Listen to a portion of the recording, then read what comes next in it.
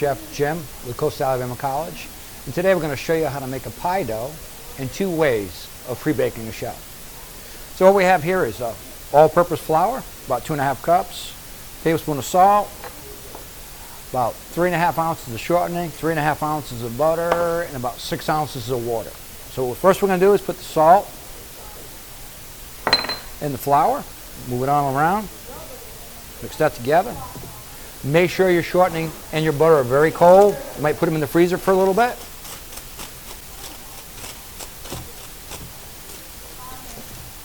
Coat your shortening.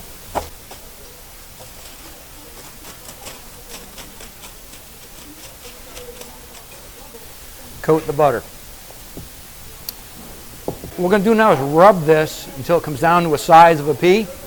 When I originally started, there were about 1/4-inch pieces of shortening and butter. They call this the rubbing method, because you actually do rub it. If you want to use 2 forks and hit it with 2 forks, you can do that to kind of break it down a little bit. All right, what we're going to do is form a well.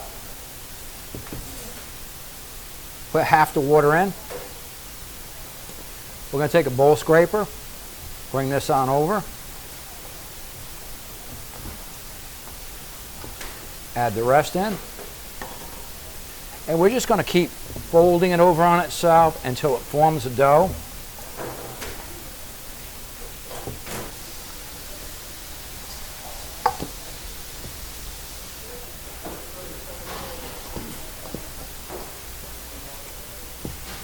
There we go.